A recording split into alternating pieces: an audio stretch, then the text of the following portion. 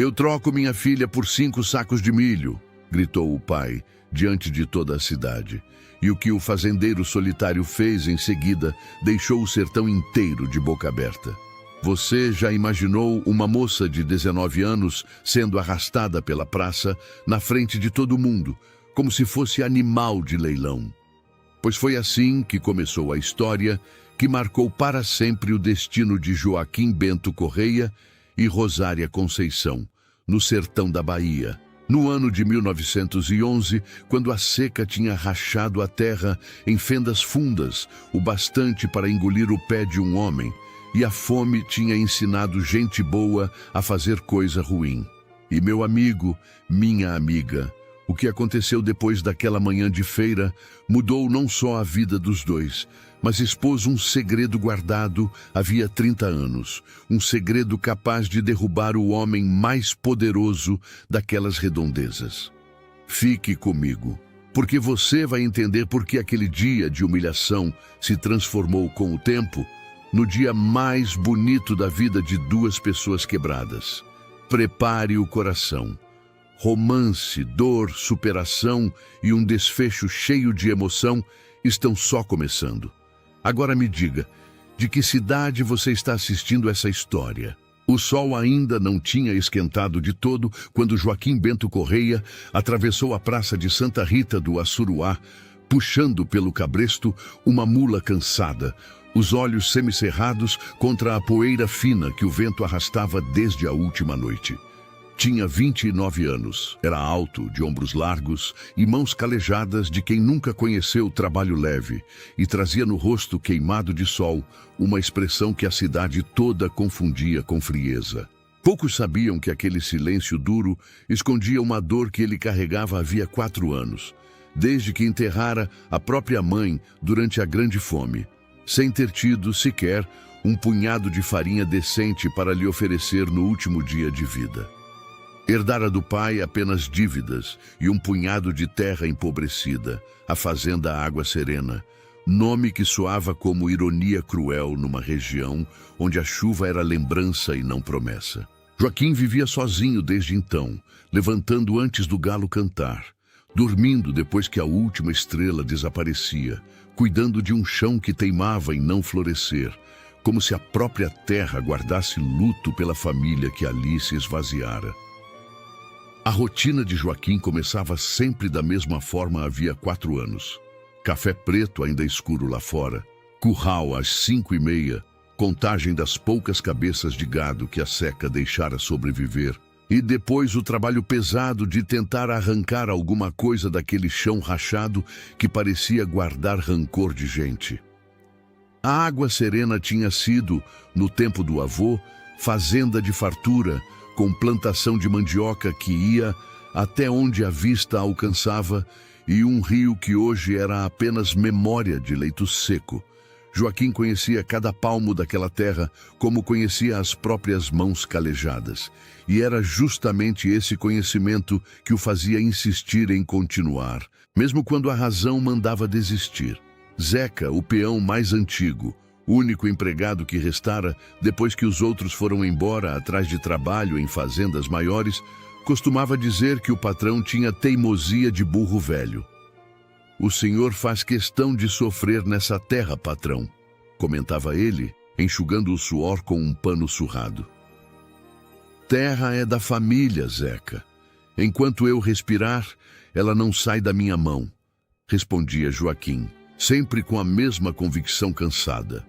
Foi ao cruzar a praça, entre o cheiro de esterco misturado à poeira vermelha e o som seco dos cascos das mulas contra o chão rachado, que Joaquim ouviu a gritaria. Um grupo se formava perto do chafariz de pedra, e no meio dele, um homem magro, de olhos avermelhados e passo cambaleante, puxava pelo braço uma moça que se debatia sem forças para resistir. Deodato Alves, vencido pela bebida e pelas dívidas que devia ao coronel Anselmo Prado, o homem mais temido e mais rico daquelas terras, tinha decidido que aquele seria o dia de se livrar do que ele mesmo chamava de peso. "Ela é forte, sabe trabalhar, sabe cozinhar e ainda é moça direita", berrava Deodato para quem quisesse ouvir, com a voz embargada pela cachaça da noite anterior. 5 sacos de milho e ela é sua. Quem dá mais? A multidão, entre curiosa e constrangida, formava um círculo ao redor da cena. E ninguém, nem mesmo o padre que observava de longe com o rosto tenso, tinha coragem de se meter no que parecia assunto de família. Rosária Conceição, de 19 anos, cabelos escuros presos num coque desfeito pela luta, vestia um vestido remendado que já não escondia os ossos salientes de quem comia pouco havia semanas. O rosto, apesar do medo estampado nos olhos, guardava uma dignidade que a humilhação não conseguia apagar de todo.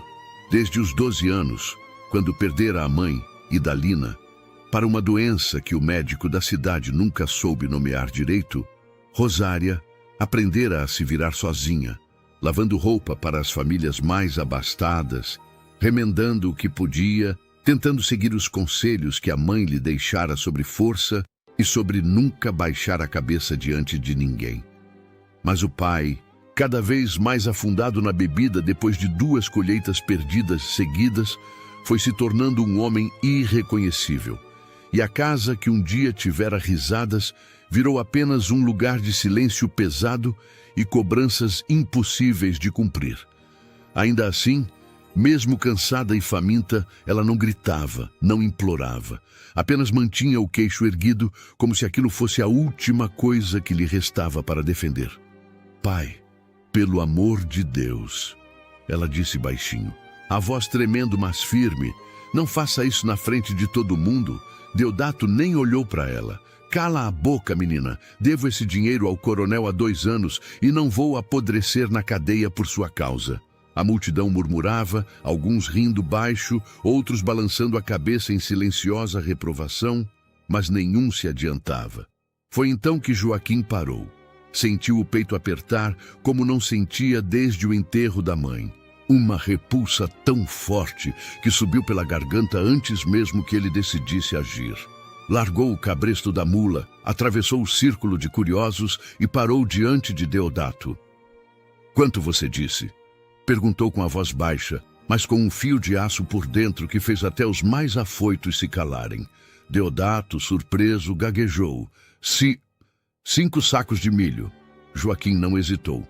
Eu tenho. Vou buscar agora mesmo e trago até o fim da tarde. A praça inteira prendeu a respiração. Rosária ergueu os olhos para aquele homem estranho, tentando entender se aquilo era mais uma armadilha ou, quem sabe, a primeira réstia de misericórdia que via em muito tempo. Joaquim não olhava para ela como quem examina mercadoria. Olhava como quem pede desculpas por um mundo que permitia aquilo. Moça, disse ele, a voz mais suave agora, eu vou te levar comigo. Mas quero que saiba de uma coisa antes de dar mais um passo. Ela o encarou ainda tensa. Você não vai ser posse de ninguém na minha casa. Vai ser gente com nome e com escolha. A frase caiu sobre Rosária como água fresca sobre pele rachada de sol. Ela não respondeu, mas os olhos marejaram, e pela primeira vez em dias, ela sentiu que talvez não estivesse sozinha naquele mundo cruel de trocas e dívidas. Enquanto Joaquim ia buscar os sacos de milho no armazém do seu Deodorico, a cidade já fervilhava de comentários. Vocês viram o fazendeiro pobre comprando esposa igual quem compra vaca, cochichava Dona Filismina, ajeitando o chale sobre os ombros magros. Comprando não, retirando, corrigiu seu Deodorico, que conhecia Joaquim desde criança. Tem diferença, sim, senhora. Mas a maioria não enxergava diferença nenhuma, e foi assim, sob olhares de pena, curiosidade e julgamento, que Rosária Conceição deixou pela primeira vez a única cidade que conhecera, seguindo ao lado de um homem que mal conhecia o nome, rumo a uma fazenda cujo nome soava para ela como promessa distante demais para acreditar. Água Serena.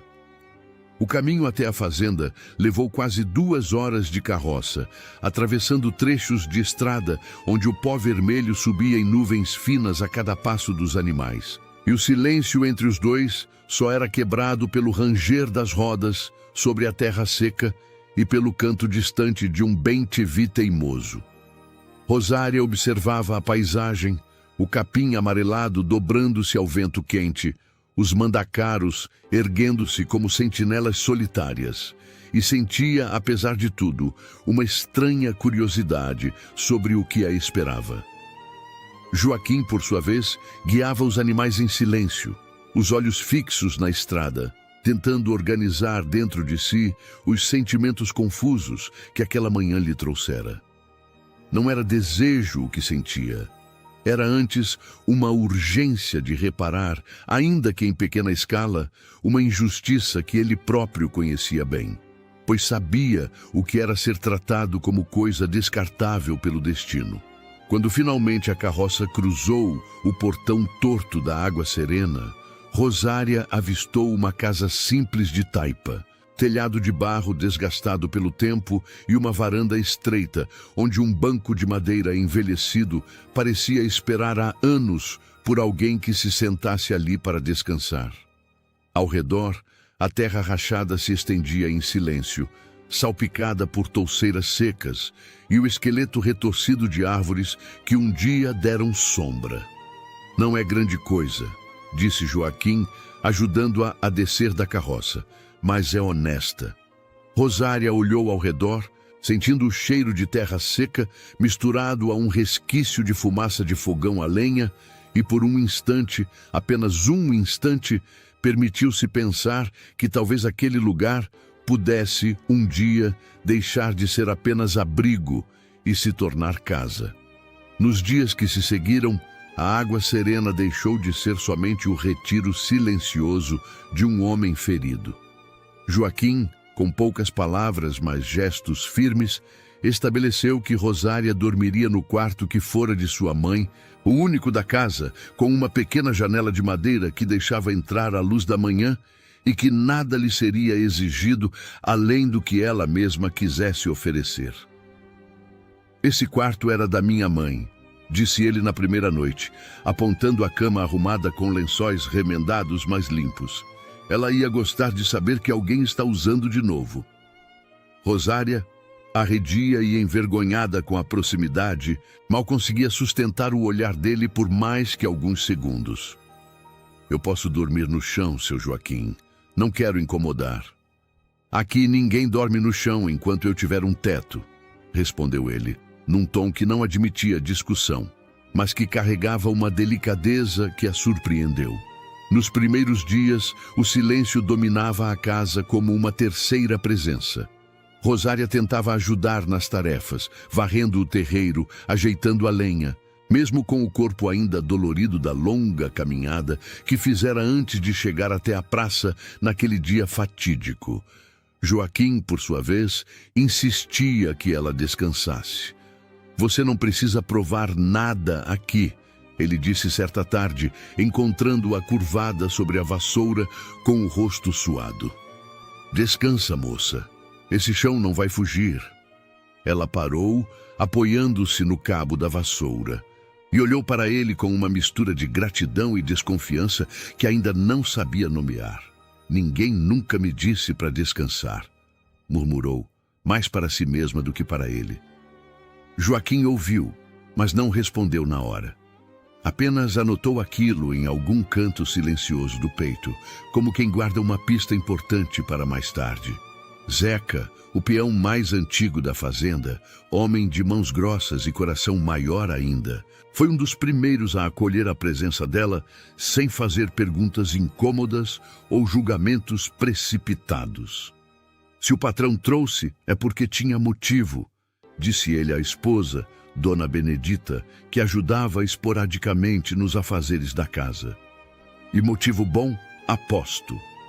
Dona Benedita, mulher de fé simples e olhos atentos, logo tomou Rosária sob suas asas, ensinando-lhe os hábitos da fazenda, o jeito certo de temperar o feijão com pouco sal, o horário de ordenhar as 2 vacas magras que ainda restavam no curral.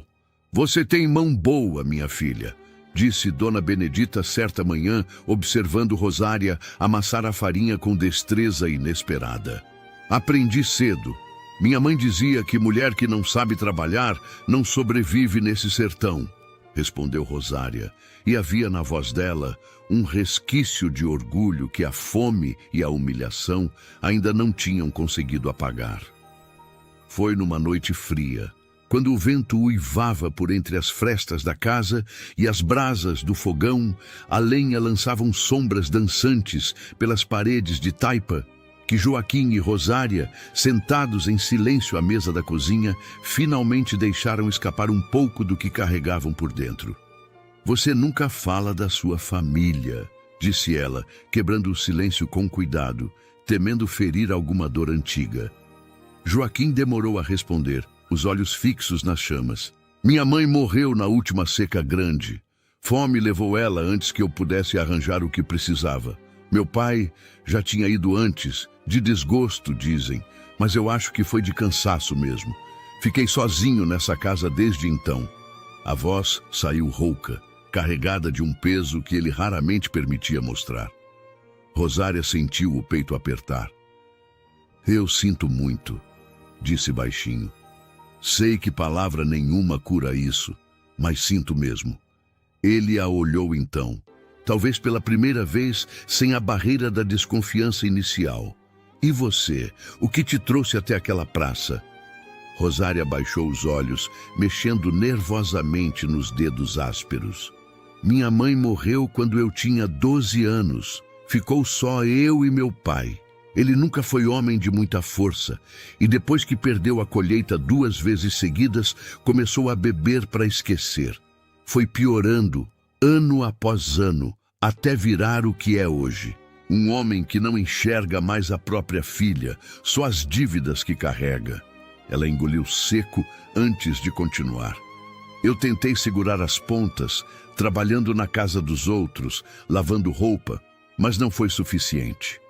Ele devia ao coronel Anselmo há 2 anos e, no fim, decidiu que eu valia mais como pagamento do que como filha. A frase saiu amarga, mas sem lágrimas, como se ela já tivesse chorado tudo o que tinha para chorar. Joaquim sentiu algo se apertar dentro do peito, uma mistura de raiva pelo que ela sofrera e uma ternura que ele não sabia bem onde guardar.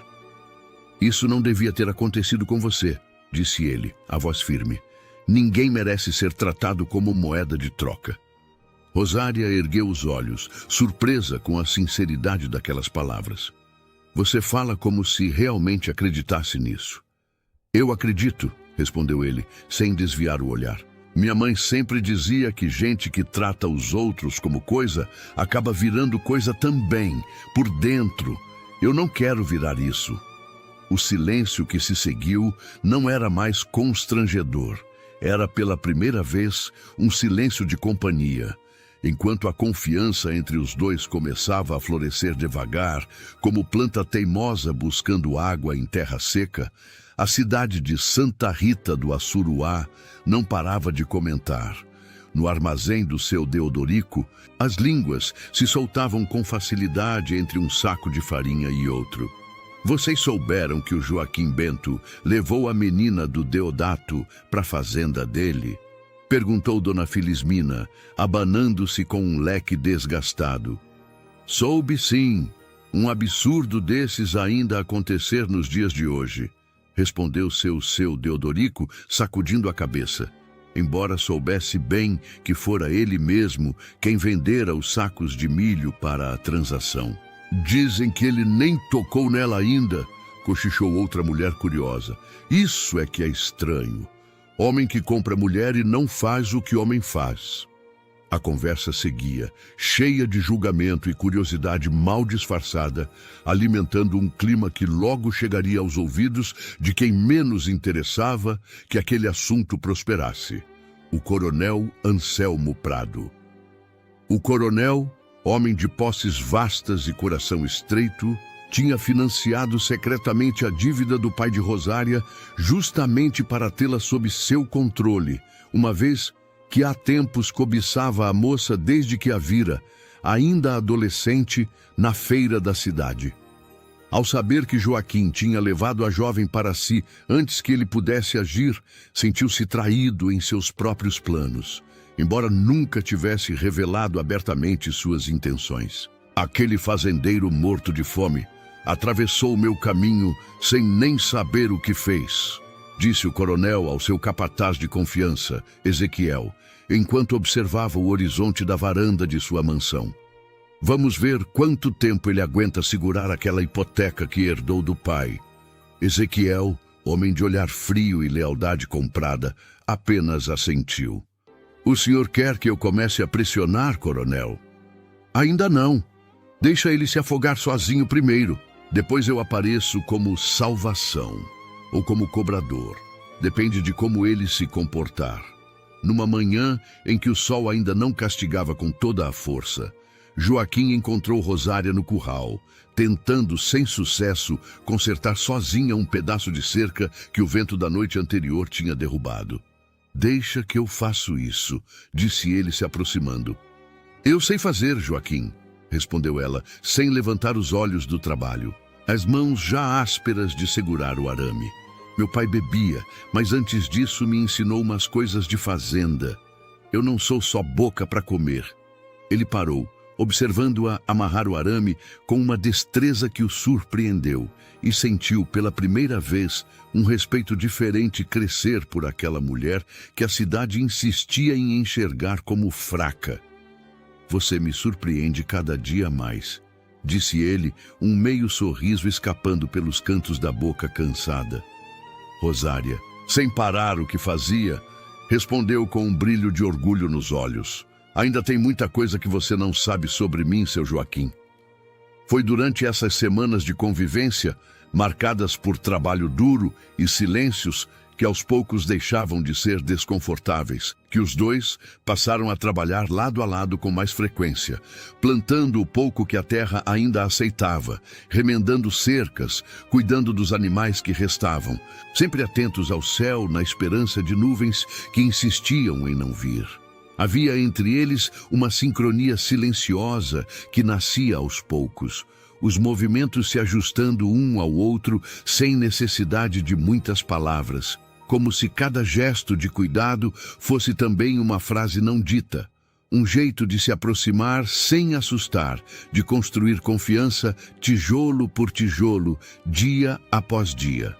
Certa tarde, enquanto carregavam juntos um balde pesado de água do poço, o pé de Rosária escorregou na lama e ela quase caiu, sendo amparada pelos braços de Joaquim antes que tocasse o chão. Por um instante, os dois ficaram parados assim, os rostos próximos demais, a respiração dela ainda alterada pelo susto, e algo pairou no ar que nenhum dos dois ousou nomear. Ela se afastou primeiro, corando, ajeitando os cabelos soltos. Obrigada, murmurou. Sempre, respondeu ele, a voz mais rouca do que pretendia. Foi também nessas semanas que a doença chegou quando Rosária, já mencionada anteriormente, ardeu em febre por 2 dias inteiros, e foi justamente esse cuidado incondicional que Joaquim dedicou a ela, sem pedir nada em troca, que solidificou entre os dois uma confiança que nem a dor do passado conseguiria mais desfazer.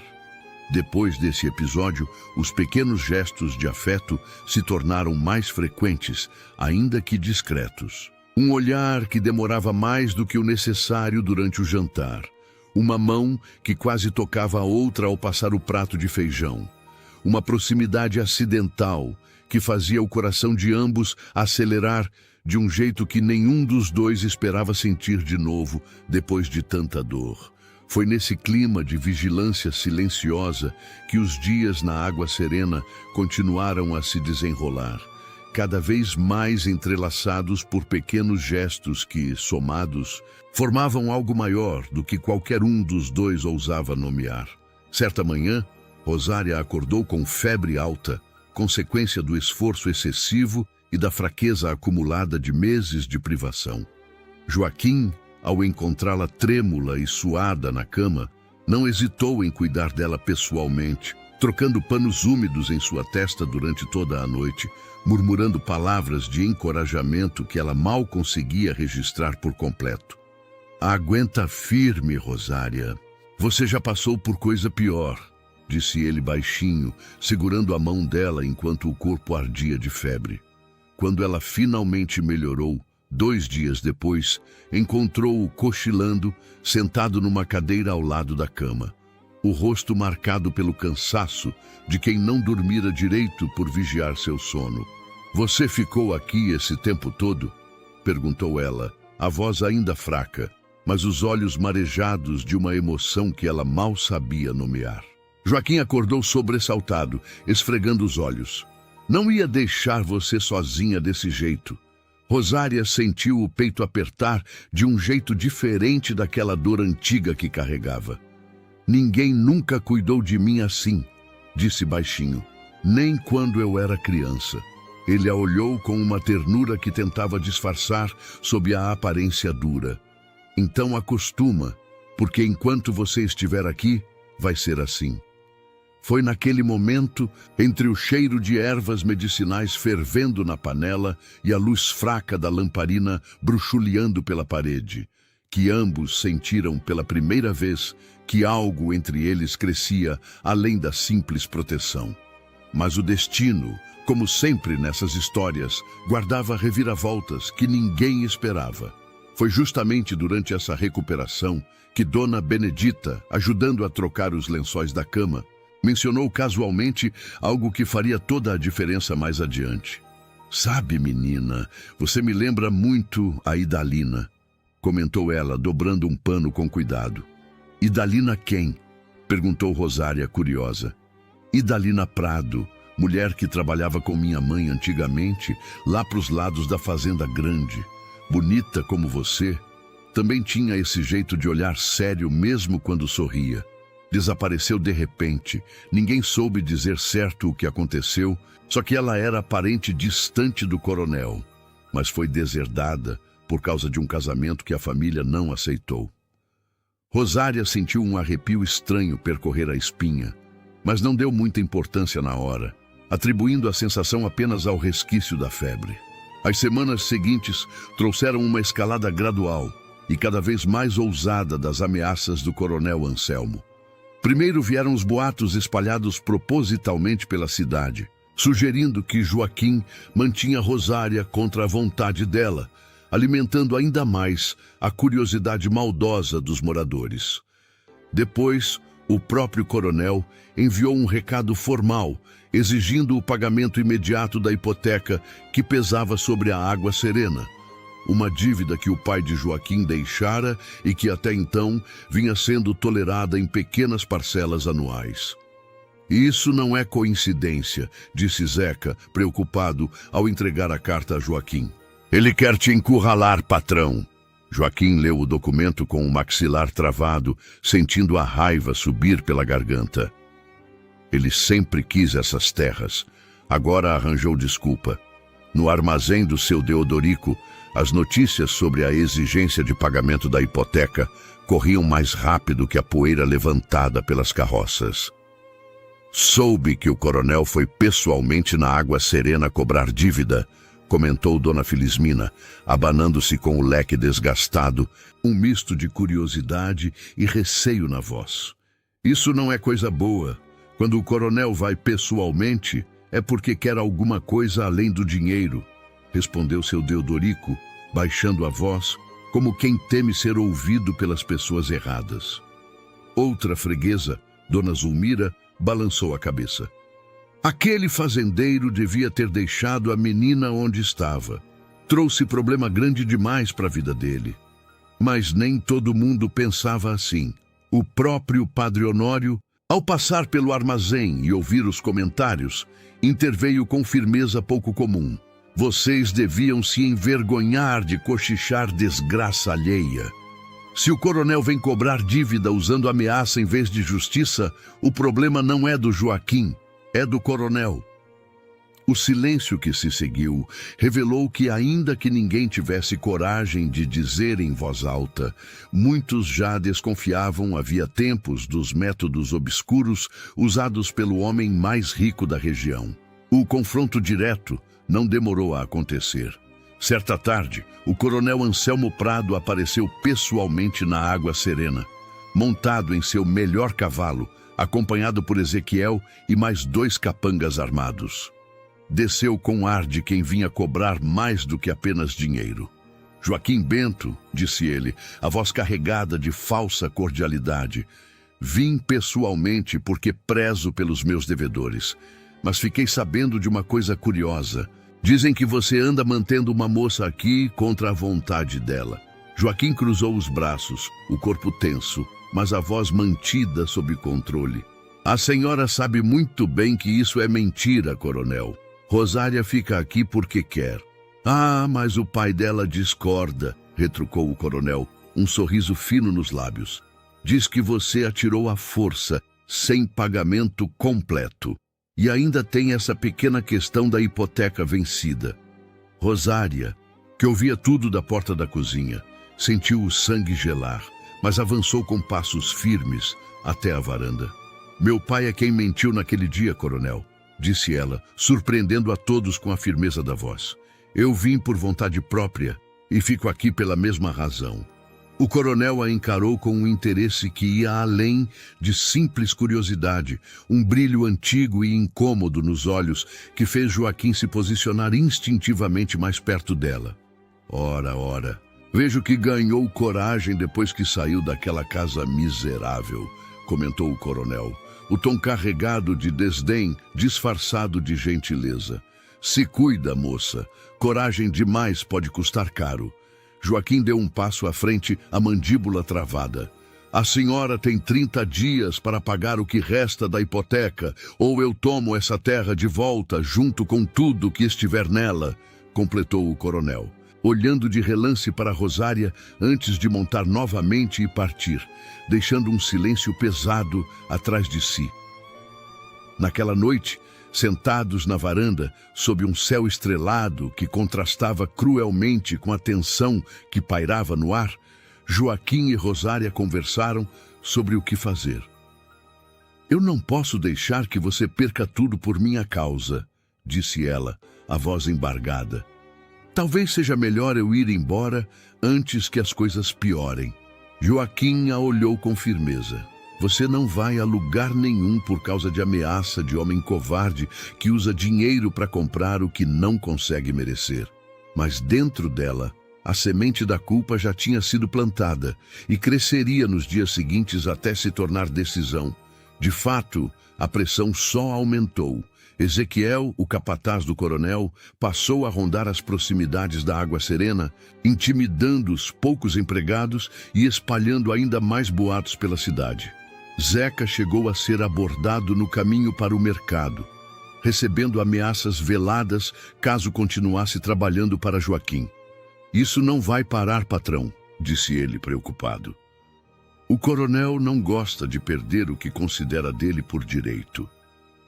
Joaquim sentia o cerco se fechando, não apenas sobre suas terras, mas sobre a fragilidade da paz que começava a construir ao lado de Rosária. Foi então que, numa madrugada silenciosa, Rosária tomou sua decisão. Temendo ser a ruína definitiva do homem que a tratara com dignidade pela primeira vez em sua vida, ela se levantou antes do amanhecer, reuniu os poucos pertences que possuía num embrulho de pano e deixou sobre a mesa da cozinha um bilhete escrito com letra trêmula. Joaquim, eu não posso ser o motivo da sua desgraça. Você me deu mais dignidade em poucas semanas do que eu tive em toda a vida. Não me procure. Vou seguir meu caminho e deixar você livre para resolver suas dívidas sem esse peso extra. Obrigada por tudo. Rosária. Ela saiu pela porta dos fundos, o coração apertado, os olhos marejados, seguindo a estrada de terra batida sob a última escuridão da noite, sem saber exatamente para onde ia.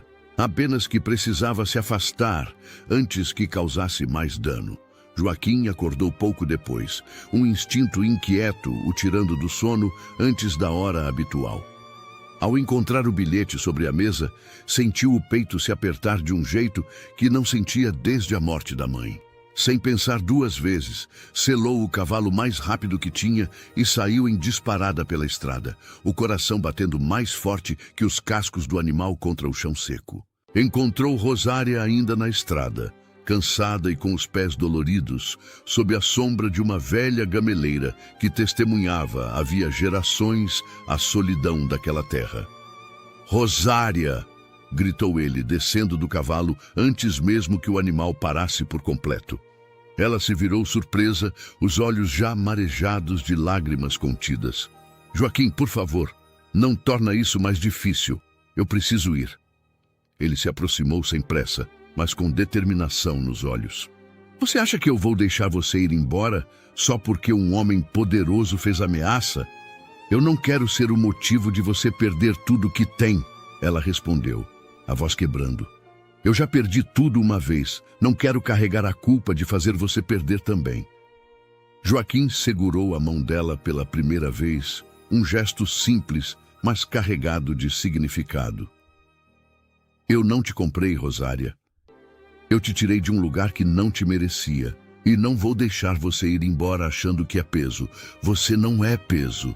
Você é a primeira coisa boa que aconteceu nessa fazenda desde que minha mãe morreu." As palavras dele atravessaram a resistência dela como água que finalmente encontra passagem em terra seca. Rosária chorou, não mais de tristeza pura, mas de um alívio confuso e profundo. "E se ele tomar suas terras mesmo assim?" perguntou ela, ainda insegura. "Então a gente enfrenta isso junto", respondeu Joaquim, com uma convicção que surpreendeu até ele mesmo. Foi naquele momento, sob a copa generosa da gameleira antiga, que ambos sentiram, sem precisar de mais palavras, que o que os unia já era maior do que qualquer ameaça externa.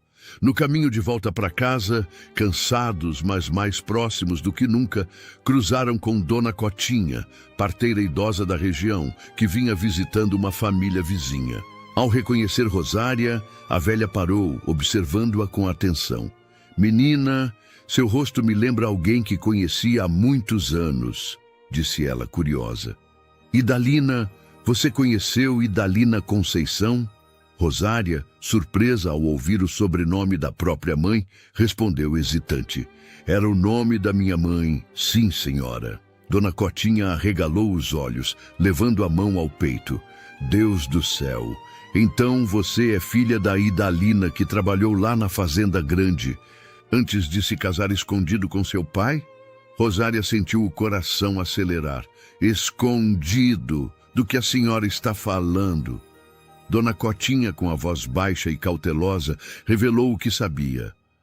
Sua mãe era prima distante, mas de sangue direto, do avô do coronel Anselmo. Ela foi criada quase como filha na fazenda, mas quando se apaixonou pelo seu pai, um rapaz simples demais para a família aceitar, foi expulsa e deserdada. Diziam que ela tinha perdido todo o direito às terras da família, mas eu sempre desconfiei que aquilo não foi feito direito, com documento e tudo. Foi mais uma decisão de raiva do que de lei. Joaquim e Rosária se entreolharam, sentindo que ali, naquela conversa aparentemente casual, à beira da estrada, uma peça importante do quebra-cabeça começava a se encaixar. De volta à água serena, ainda processando a revelação, Joaquim decidiu investigar mais a fundo.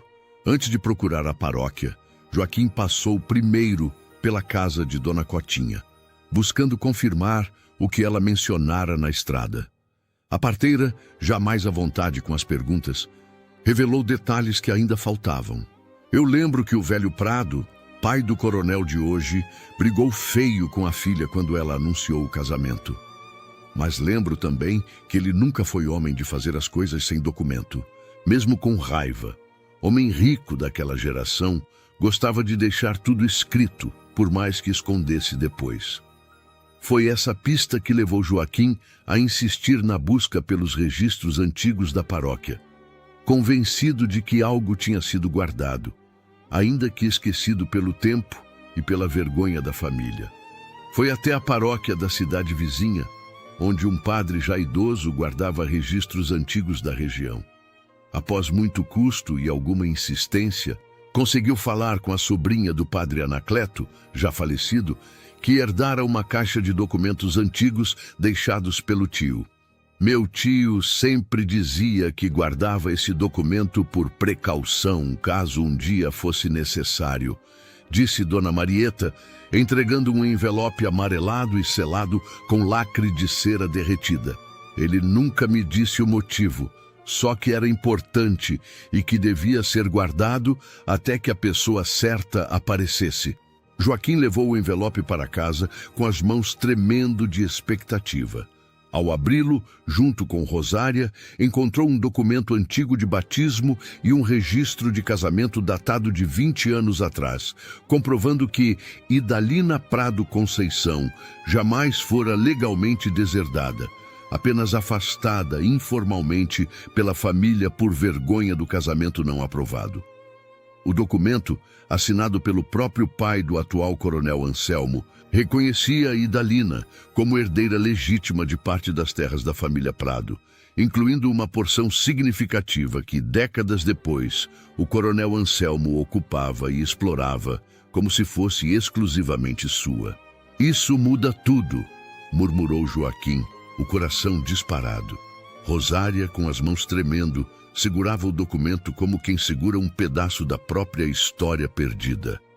"Minha mãe nunca me contou nada disso. Ela morreu achando que não tinha direito a nada. Talvez ela quisesse te proteger", disse Joaquim gentilmente. "Ou talvez nem soubesse da força desse documento. De qualquer forma, o que estava em suas mãos agora era mais do que apenas prova de parentesco. Era a chave que poderia libertar os dois do cerco que o coronel Anselmo vinha fechando ao redor deles. Mas antes que pudessem agir com calma, a crise chegou mais rápido do que esperavam.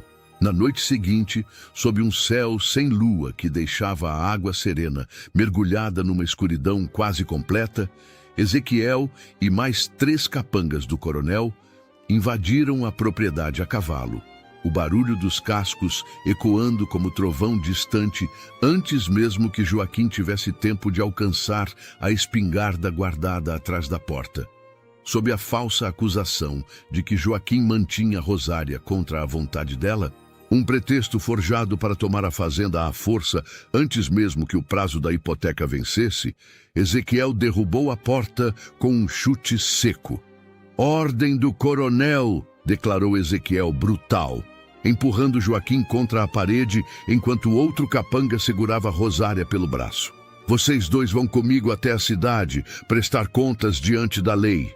Rosária gritou, tentando se soltar, enquanto Joaquim, mesmo dominado, gritava que aquilo era armação, que tinha provas, que precisava ser ouvido.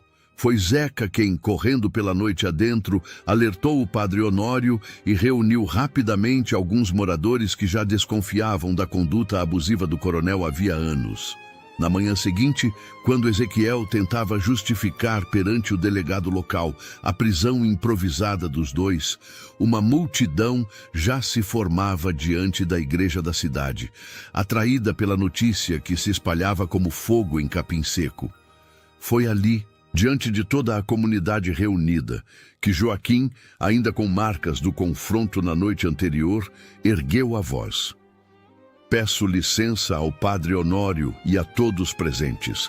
Vim aqui para que a verdade seja conhecida, antes que mais uma injustiça seja cometida em nome do coronel Anselmo Prado." O coronel, que chegara ao local para supervisionar pessoalmente a situação, riu com desdém. "Que absurdo é esse, Joaquim? Você acha que pode acusar um homem da minha posição sem provas?" "Tenho provas, sim", respondeu Joaquim, erguendo o envelope amarelado para que todos vissem. Documento assinado pelo seu próprio pai, reconhecendo Idalina Prado Conceição como herdeira legítima de parte das terras que o senhor ocupa até hoje. "E essa mulher aqui, ao meu lado", disse ele apontando para Rosária, que se mantinha firme apesar do medo. "É filha legítima de Idalina. Portanto, herdeira legal do que lhe pertence por direito de sangue." Um silêncio pesado tomou conta da multidão. O padre Honório, reconhecendo a assinatura no documento como sendo de seu antecessor, o falecido padre Anacleto, pediu que o texto fosse lido em voz alta diante de todos. À medida que as palavras ecoavam pela praça, o rosto do coronel Anselmo ia perdendo a cor, a arrogância inicial, dando lugar a um pânico mal disfarçado. "Isso é forjado! Uma armação!" gritou ele, tentando negar o óbvio, mas Dona Cotinha, a parteira, deu um passo à frente. "Eu conheci Idalina pessoalmente. Sei o que aconteceu com ela e sei que essa moça é a cara escrachada da mãe. Não tem como negar isso, coronel.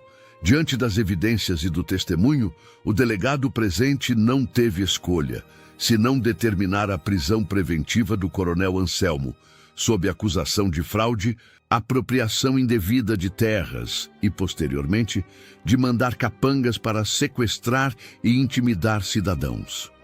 A multidão, que antes cochichava julgamentos cruéis sobre Rosária, agora observava a cena com choque e uma nova espécie de respeito, misturado à vergonha silenciosa de quem participara, ainda que apenas com fofoca, daquela injustiça durante tanto tempo. Naquele momento, quando a verdade finalmente brilhou mais forte do que qualquer mentira sustentada por anos de poder e medo, não havia mais como negar. Rosária não era o que a cidade a julgara ser, e Joaquim não era apenas o homem que a salvara de uma venda humilhante na praça, era o homem que a escolhera, antes mesmo de saber de qualquer herança, de qualquer documento, de qualquer verdade escondida. Era amor puro, nascido da compaixão e fortalecido pela adversidade. E todos ali, testemunhas daquela manhã histórica, sentiram isso com clareza. Nas semanas seguintes, o processo contra o coronel Anselmo seguiu seu curso. O delegado Arlindo, homem íntegro que havia muito desconfiava dos métodos do coronel, conduziu a investigação com rigor. Otávio, o capataz Ezequiel e outros 2 capangas envolvidos diretamente na invasão da Água Serena foram igualmente indiciados. O juiz da comarca, após analisar toda a documentação e ouvir os testemunhos, confirmou a sentença.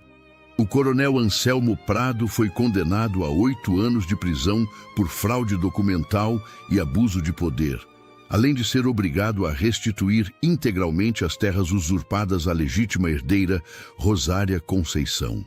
Suas propriedades foram parcialmente confiscadas para cobrir indenizações às famílias que, ao longo dos anos, também haviam sido vítimas de suas artimanhas. A cidade de Santa Rita do Assuruá, que antes cochichava julgamentos cruéis pelos cantos do armazém, viu-se obrigada a rever completamente sua percepção sobre os 2, e as conversas que antes eram de deboche foram aos poucos sendo substituídas por um respeito silencioso e envergonhado. Dona Filismina, que tanto criticara a suposta compra de esposa, foi uma das primeiras a procurar Rosária para pedir desculpas silenciosas, na forma de um bolo de fubá levado à porta da Água Serena. "Eu julguei sem saber, minha filha. Me perdoa", disse ela envergonhada. Rosária, com a generosidade que sempre carregara mesmo nos piores momentos, apenas sorriu e ofereceu café, sem guardar rancor. Foi numa tarde tranquila. Semanas depois de toda a confusão ter se resolvido, sob o céu já anunciando as primeiras nuvens carregadas de uma estação chuvosa que tardara demais para chegar, que Joaquim reuniu coragem para dizer o que vinha sentindo desde aquela manhã na praça. Encontrou Rosária sentada na varanda, observando o horizonte alaranjado do entardecer, os cabelos soltos, balançando levemente com a brisa que finalmente trazia um cheiro diferente no ar, o cheiro de chuva se aproximando depois de anos de seca implacável. Ele se aproximou devagar, sentando-se ao lado dela no velho banco de madeira que um dia pertencera à sua mãe. "Rosária", começou ele, a voz carregada de uma emoção que raramente permitia transparecer. "Eu preciso te dizer uma coisa antes que o tempo passe e eu me arrependa de não ter dito." Ela o olhou, o coração já acelerando com a expectativa. "Eu quero que você fique não porque precisa, não porque não tem para onde ir, mas porque escolhe. Eu te quero por amor, Não por dívida, não por gratidão, não por circunstância nenhuma, além do que sinto de verdade. As palavras pairaram no ar, como se o próprio vento parasse para ouvir. Rosária sentiu os olhos marejarem, um sorriso que a cidade jamais vira em seu rosto se formando devagar. Você tem certeza, Joaquim? Eu não trago nada além de uma herança que ainda precisa ser organizada e uma história cheia de dor. Eu não quero suas terras, Rosária. Eu quero você. Sempre quis, desde aquela manhã na praça, mesmo sem entender direito o que sentia. Ela então segurou o rosto dele com as duas mãos, sentindo pela primeira vez que podia tocar alguém sem medo, sem cálculo, sem necessidade de sobrevivência por trás do gesto. Eu também escolho ficar, disse ela, a voz firme, apesar da emoção que transbordava. Não porque não tenho outra opção, mas porque não quero nenhuma outra opção que não seja você. O beijo que se seguiu foi lento, cuidadoso, carregado de todo o peso e toda a leveza daquilo que os dois tinham construído desde aquele primeiro encontro cruel na praça da cidade. Não foi um beijo de necessidade, foi um beijo de escolha. Casaram-se meses depois, sob a mesma gameleira antiga que testemunhara o momento em que Joaquim a impedira de partir sozinha pela estrada. O padre Honório, que acompanhara de perto toda a reviravolta da história, fez questão de oficiar a cerimônia pessoalmente. Rosária usava um vestido simples de algodão branco, costurado com carinho por Dona Benedita, e trazia amarrado ao pulso o terço que pertencera à sua própria mãe, Idalina, único objeto que conseguira recuperar de uma vida inteira de perdas. Joaquim, de camisa limpa e chapéu na mão, segurava as mãos dela com uma firmeza que falava mais que qualquer voto formal. A cidade inteira compareceu, não mais para julgar, mas para celebrar, trazendo consigo pratos simples de comida e a alegria contida de quem testemunhara uma injustiça se transformar, contra todas as probabilidades, em final feliz. Zeca, emocionado como poucas vezes se permitia mostrar, chorou abertamente durante a cerimônia, cutucando Dona Benedita ao seu lado. Eu sabia, desde o primeiro dia que ele trouxe ela para cá, que ia dar nisso, sussurrou, limpando os olhos com as costas da mão calejada. Dona Benedita apenas sorriu, apertando a mão do marido. O senhor sempre foi de enxergar longe, Zeca. Depois da bênção, sob o som de uma viola tocada por um dos vizinhos e o cheiro de carne assada na brasa que se espalhava pelo terreiro, os convidados dançaram até o entardecer. E mesmo Dona Filismina, antes tão ligeira em espalhar comentários maldosos, foi vista rindo e batendo palmas ao lado de Dona Zulmira, como se aquela festa simples tivesse o poder de lavar, ainda que em parte, a culpa silenciosa que carregavam por terem julgado tão depressa. Naquele mesmo ano, como se a própria natureza quisesse abençoar a união, a primeira chuva forte em 4 anos encharcou a água serena, transformando a terra rachada em solo fértil, pronto para receber as sementes de milho que Joaquim plantou com as próprias mãos, o mesmo grão pelo qual Rosária, tempos atrás, fora trocada como se fosse mercadoria. A ironia não passou despercebida por nenhum dos dois. Engraçado como a vida dá voltas, comentou Rosária certa manhã, observando os primeiros brotos verdes despontando do chão molhado. O que quase me destruiu virou o símbolo do nosso recomeço. Joaquim, ao seu lado, apenas sorriu, passando o braço ao redor dela. Meses depois, Rosária anunciou uma gravidez que os médicos da região, ao saberem de sua saúde debilitada durante a infância e juventude marcada pela fome, julgavam improvável de acontecer sem complicações. Mas a notícia trouxe alegria genuína à Água Serena, agora renomeada carinhosamente pelo casal como Fazenda Nova Aliança, em referência ao pacto de amor e reconstrução que os dois haviam selado. A cidade, que antes cochichava maldade pelos cantos, passou a chamá-la respeitosamente de Dona Rosária, reconhecendo nela não apenas a herdeira legítima de terras importantes, mas uma mulher de força e dignidade que soubera transformar dor em propósito. Meses depois, Rosária anunciou uma gravidez que os médicos da região, ao saberem de sua saúde debilitada durante a infância e juventude marcada pela fome, julgavam improvável de acontecer sem complicações. Mas a notícia trouxe alegria genuína à Água Serena, agora renomeada carinhosamente pelo casal como Fazenda Nova Aliança, em referência ao pacto de amor e reconstrução que os dois haviam selado. A cidade, que antes cochichava maldade pelos cantos, passou a chamá-la respeitosamente de Dona Rosária, reconhecendo nela não apenas a herdeira legítima de terras importantes, mas uma mulher de força e dignidade que soubera transformar dor em propósito. Com as terras que Rosária recuperou por direito, somadas à Água Serena que Joaquim finalmente conseguiu quitar por completo, o casal expandiu a produção, contratando novamente Zeca e Dona Benedita em condições justas e trazendo de volta outros antigos moradores que haviam deixado a região em busca de trabalho em tempos mais difíceis. Zeca, orgulhoso, costumava dizer a quem quisesse ouvir que trabalhava, para patrão que sabe o valor de gente. E Dona Benedita ensinava as vizinhas mais jovens a fazerem o mesmo pão de queijo que fizera companhia a Rosária em seus primeiros dias de convivência ali.